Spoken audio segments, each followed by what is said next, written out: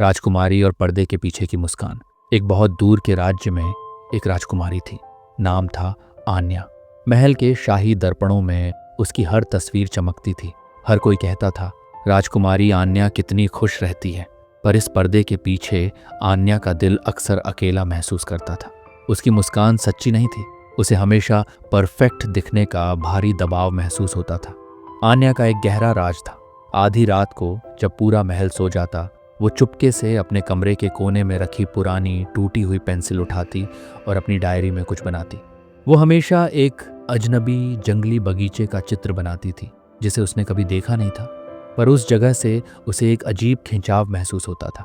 एक दिन जब आन्या अपनी डायरी देख रही थी, उसकी नज़र महल की एक पुरानी धूल भरी अलमारी पर पड़ी। वहां से एक पुराना पीला पड़ चुका शाही फरमान जमीन पर गिर गया। उस पर लिखा था, सच्ची खुशी परछाई में नहीं, सीधे संपर्क में है।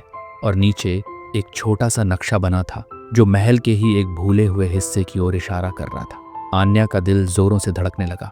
क्या ये उसके अजनबी बगीचे का रास्ता था? रात होते ही वो चुपके से उस नक्शे के पीछे चल पड़ी। महल के सुनसान गलियारों से होते हुए वो एक टूटे हुए दरवाजे के पास पहुंची। अंदर घुसते ही उसने पाया एक घना भूला हुआ बगीचा। घास बड़ी हुई थी, फूल मुरझाए हुए थे, पर हवा में एक अजीब सी शांति थी। बगीचे के बीचों बीच एक बूढ़ा टेढ़ा मेढ़ा पेड़ खड़ा था जिसकी पत्तियां झड़ चुकी थी। आन्या उसके पास गई और उसे छुआ। पेड़ सूखा था, पर उसने महसूस किया जैसे पेड़ उससे कुछ कह रहा हो। जिंदगी की असली ताकत भीतर होती है। अगले कुछ हफ्तों तक आन्या ने किसी को बताए बिना उस बगीचे की देखभाल की। उसने मुरझाए फूलों को पानी दिया, बड़ी हुई घास काटी। धीरे धीरे बगीचा फिर से खिलने लगा, और जैसे जैसे बगीचा खिलता गया, आन्या का दिल भी खिलने लगा। उसकी मुस्कान अब सच्ची थी। उसकी आंखों में चमक लौट आई थी। उसने पाया कि परफेक्ट दिखने की जरूरत नहीं है। असली खुशी तो अपने भीतर की दुनिया को संवारने में है।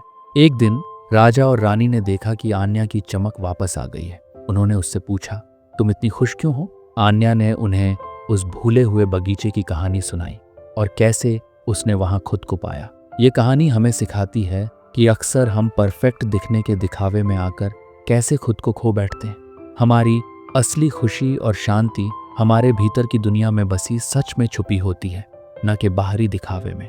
कभी कभी हमें अपने अजनबी बगीचे को ढूंढना पड़ता है, उसे संवारना पड़ता है, और तब जाकर हम खुद से मिलते हैं।